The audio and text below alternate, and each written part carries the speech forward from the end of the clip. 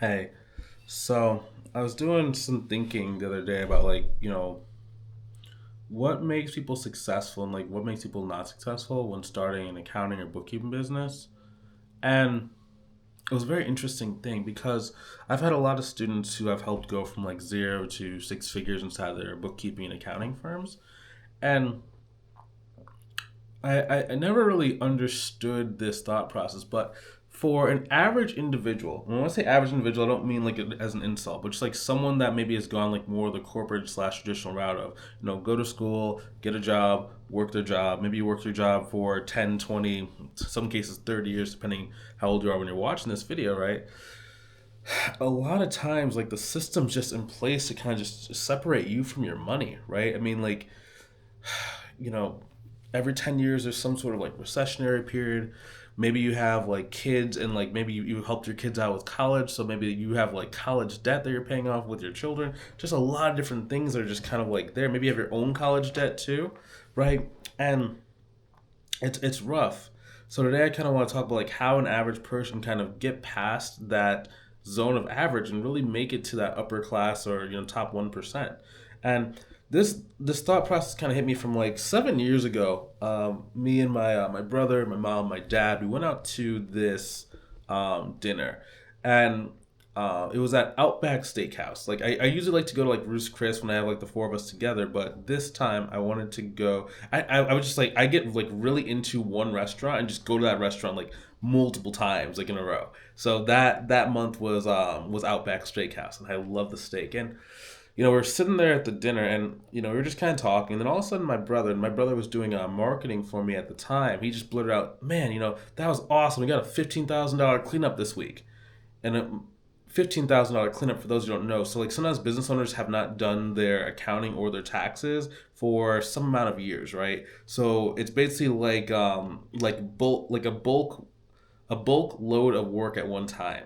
And we're really good at getting people to pay us a certain percentage of that price up front. So in this case, the percentage they paid up front was $15,000. Now, when he blurted it out, my dad goes, "What?"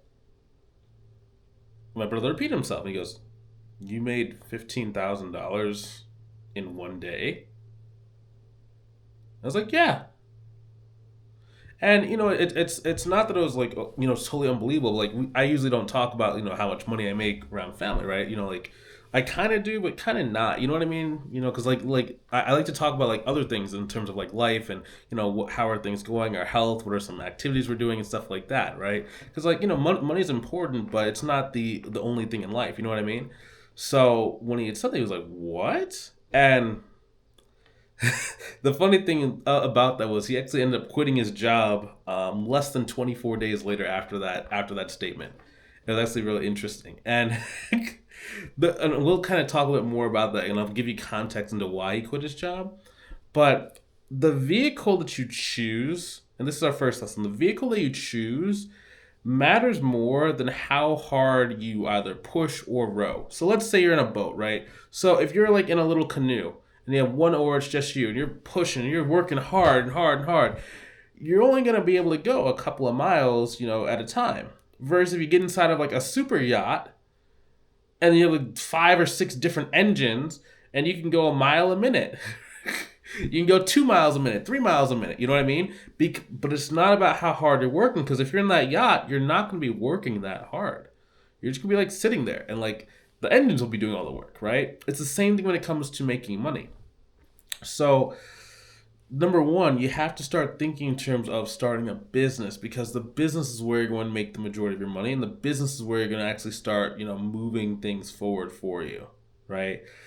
You can with a job, but it's just it doesn't give you the control of your money. I just talked to this guy on this call, and like I think he disconnected, like his I think his power went out or something like that, like mid call. But he was doing like 170K a year working in IT, and he was still talking about he was like having tight things with his money because he had like I think like 3 kids, they're all in college, and he was all supporting them in college, and just a lot of things. Like his friends, he said, asked like his friends ask him all the time, like, how do you make 170K a year at your job and you're still tight on money? And like when he said that, I was like, that's totally normal. Like I've seen that from a lot of people. You know what I mean? Like he'd been 25 years out of his field, and it's like when you have a business, your ability to manipulate your income to match your lifestyle and at the end of the day be able to save on taxes is astronomical, right? Because he's probably paying way higher taxes than what someone who either has an LLC or an S corp is paying, right? Because he can't take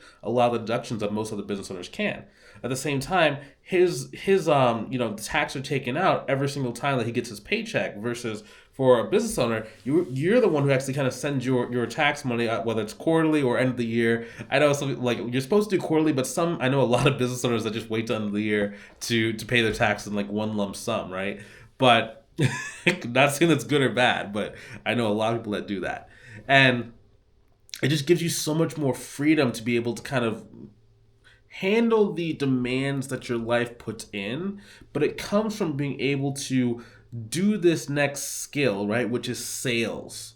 Okay. The vehicle of sales is that thing that's going to make it that much easier for you to make money. Because when you're good at sales, you can have a month where maybe your average month is like, we'll say like 7 to 10 grand a month. Like you have like, monthly recurring revenue with your accounting clients of that. But then if you're good at sales and you sell one cleanup, you can make an extra 20 grand in that month from selling like one cleanup to the right buyer that has a big enough problem and there's enough years behind, right? And you can get a huge percentage of that $20,000 up front. So what does that do? That takes you from making your 10 grand a month to now you've made $30,000 in a month. And the amount of people that can actually do that in their life or in their job, very, very, very small. But in business, that happens all the time. Now, I'm of course like for most people telling you to start like a accounting business, bookkeeping business, whatever. There's a million different business models you can choose. For an average person who doesn't have a lot of huge success already, a bookkeeping business can be like the best thing for it because the profit margins are a lot higher. Number one, any of that recurring revenue. So like if you do another business model, like there's like affiliate marketing or there's like drop shipping or Amazon FBA, your profit margin like anywhere between like 5 to like 30%. Versus for an accounting firm, your margin are between like 50 to like I've seen people do it as far as like 95%, right? The only expense they might have is like some little software subscriptions they might have, right? In terms of like their business expenses before taxes. And that's significant because the more money you make per sale and the more money you keep per sale, the easier it is to go and hit a higher revenue goal. Plus, with accounting and bookkeeping, you're able to sell a package for between $500 per month to like $5,000 a month. So that's between $6,000 to $60,000 per year on average, not counting the cleanup that comes as the upfront amount of money, right? So what that does is not only do you get to keep a high profit margin, but you're selling a package that has, if you sell, $6,000 to someone, that's not insignificant money, right? Even if it's $500 a month, that's $6,000 a year. That's not insignificant, right? You only need so many of those kind of payments. Like, what is that? You only need probably about like 15, 20 of those payments to be at 10K per month. Yeah, about 20 payments to be at 120 a year. So it's not that many payments. Like you have 365 days. You can't go find 20 people. And it's like the law of numbers is in your favor because there's more days in a year than there are people that you need to go and really contact and understand and like learn how to get to want to work with you. And then once you learn that skill set, you're good. Now, kind of back to the story of my dad. Now, his main skill set that I saw, and like, because not everyone is numerically inclined, right? So for him, the thing he was good at was welding, right? So we started making these like art sculptures. We figured out where should we go and sell them, and then we said, okay, this is like the sales script you need to use, right? And it's just one of those things. He started selling, right? Like I said, the vehicle that you're doing of sales, the product you sell, not really that important. It's whatever you're most skilled at. For most people, bookkeeping is the best thing. Like you're probably not gonna be able to go weld a bunch of sculptures and like do what he does, right? But that was his trade. That's just what he learned how to do, right? Because he was into HVAC and into stuff like that. But the sales piece is the key thing. And since he got good at sales, since we helped him with the scripting, he's made about 100K a year for the last like 5 years, right? After quitting his job. And like, at his job, he wasn't, making a huge amount of money. So, he's ecstatic now. Let's just say that. Now,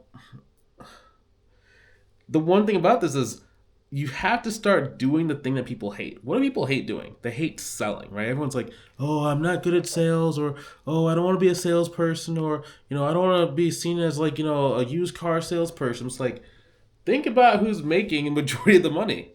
right? People who make the majority of the money are the people that sell stuff. And like the majority of the regular people that make the money. Like this is how you go from like being like, an average individual to the 1%. Now there are people that have old money, they have hotels, they have like 50,000 properties. I'm not talking about like old money like true like wealth, like, $3 million per year kind of things, or just like indestructible wealth. I'm talking about how a regular person can kind of change their lifestyle to go towards that 1% and then be able to live just like the best lifestyle you possibly can without necessarily having to go and like be obsessed with money all the time, right? But sales is like that's that way you do it, but everyone says they hate it. Like it's one of those funny things, man. It's like you just gotta do the thing that everyone doesn't want to do but actually works. And that's the key, man. Like I hated sales.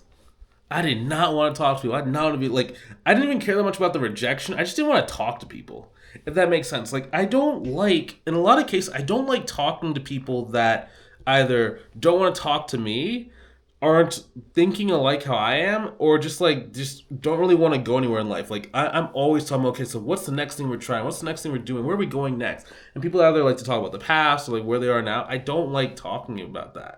Right, so that's why I was thinking about sales. So I used to think that sales was just like you either had to like make people do things they didn't want to do, or you'd have to listen to people who you don't want to listen to. And it's not really like that when you get good, because then you can pivot the conversation to where you want to go in order for the conversation to work very well. So it's very interesting. And when you're in business, you can choose who you want to talk to. So it's crazy. You know what I mean? Now it's just a very interesting kind of lifestyle. And the other thing about that too is like you're never too late to start, right? And like talking about my dad when he was starting his business, he was like 58 when he started really going full time in his art business, right? And some people might be like, well, why did you not just have him like work in your accounting business? Like, well, not everyone is inclined to like work numbers. Like you maybe know someone in your family who maybe just doesn't like accounting, right? You can't force a business model on someone who doesn't like to do it, right? So you just kind of have to train people with like doing what they like. But you're never too old to do it, right? You're never too old to go and get the lifestyle you want, because like the unfortunate part is like people, even the retirement age is getting like pushed back and back and back. Like I see so many people like it used to be like when I was younger, people would like be like maybe like their 70s or 80s at Walmart as like a greeter, and everyone would be like, oh, something went wrong, or like blah blah blah. And like that's not really true, right? Because like in a lot of cases you just want to get out of the house when you get older. But you know what I mean? It's like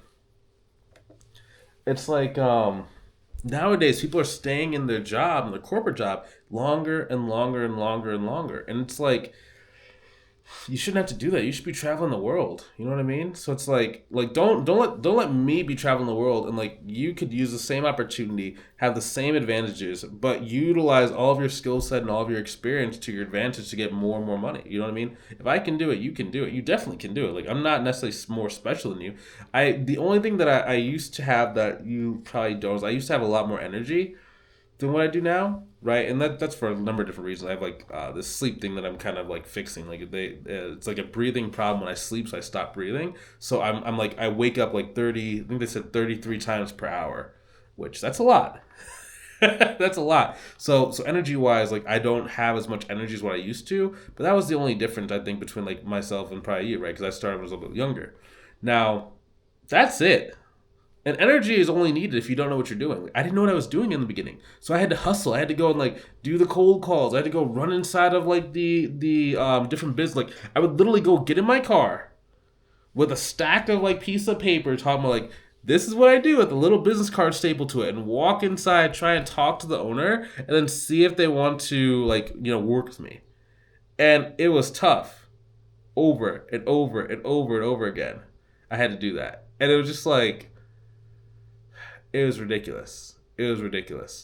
Um, but I didn't know what I was doing, so I had no other choice. But like for someone like yourself, like you can just go and pay for like a mentor or mentorship program and just like learn these skill sets. And here's the thing, like maybe you did a mentorship program and didn't work for you, right? Not saying you did my mentorship program and didn't work, but just maybe you did something else and didn't work, right? Like the first mentorship program I did not work for me.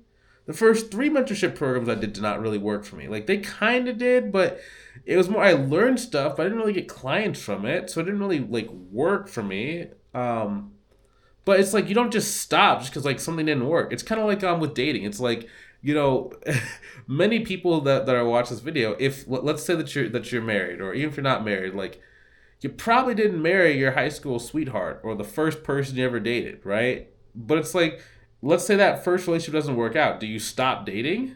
What if the third time that you get into a relationship it doesn't work out? Do you just stop dating forever?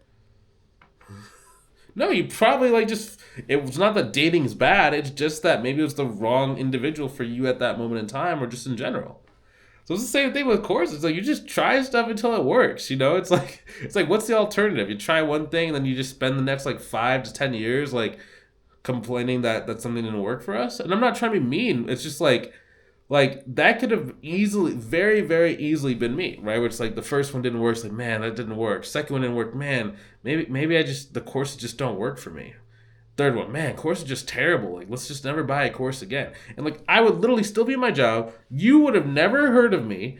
I would, still be, just never getting a client. Probably would have quit the business. But no, I just kept going. I just kept buying stuff until it works. Like, I'm going to keep making more money. I'm working a job. So as long as you're working your job, like, you're going to have more money eventually. Just save up some money and put towards the next course. It's like, what else are you going to do? It's like, I think that, commitment is that key thing. It's just about committing. Like that's another thing I had that I think some people don't have. I was in this business model forever. It wasn't about, okay, let me try it for a month and see if it's successful. It's like I'm just gonna do whatever it takes. Like I know that other people have done this. I've seen people that are successful inside this business. So if they're successful, why can I not be successful? And it was just like, okay, cool, this is it. So let me just figure it out. I just kept figuring and trying and doing different things until I figured it out, right? And I spent a lot of money on mentorships. Like the first year I spent like $35K on mentorship programs, right? It's just what it takes. It's just what it takes sometimes. Now, back then, there was a lot of there wasn't really a bookkeeping business mentorship like we have like nowadays, right? It was more of like, buy a course on sales, buy a course on used car sales, buy a course on marketing, advertising, LinkedIn, negotiate. Like I had to buy a bunch of random courses to kind of like make it work for me. So you guys have it a lot better than what I had it, right? Because we didn't have that kind of stuff. But yeah, it's just one of those things where it's like, keep trying until you succeed. And it's expensive to start. Like starting a business this I think a lot of people get a bad rep for this business model because like people mislead you into like, yes, a bookkeeping business is inexpensive to start, yes, but all businesses require some sort of investment. So for most businesses, you would have, let's say you had a brick and mortar and you had to start it from like scratch, right? You would have had to go and get a bank loan to go and pay for the brick and mortar location in a lot of cases. Next, you would have probably had to pay employees or contractors from the start to manage your, let's say it's like a restaurant. You would have had to pay them to manage a restaurant. You could work in the restaurant yourself, but more than likely you had to like get some people. And then on top of that, you're probably going to be paying for some sort of like training or some kind of thing like that, right? It's the same thing when it comes to online business. Just we don't have a lot of the overhead that other business models have, but there's still things you need to do. Because like most of us, the better you are in accounting and bookkeeping, probably the worse you are at sales. And I'm not being mean, or I'm not saying like you're bad at sales. I'm just saying in most cases, the better you are at something, the worse everything else kind of gets around you in terms of like the skill set you have, right? It's better to be more balanced in terms of your skill set. Like I am by no means the best accountant, the best bookkeeper ever. By no means. There are people that are way better. Like my business partner, way better than me at accounting, right? But my strength is being able to balance the sales, the marketing, the team, and the accounting, right? So I can put all those together, and I'm just good enough in all those areas to where it works, and I can manipulate the numbers in every aspect of the business to hit the outcome that I want.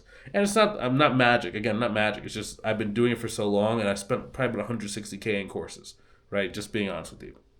All right, it's not something I just came up with. I'm not this like genius that's like just comes up with this stuff. It's a lot of time and a lot of thought process went into this stuff in order to make things like work, right?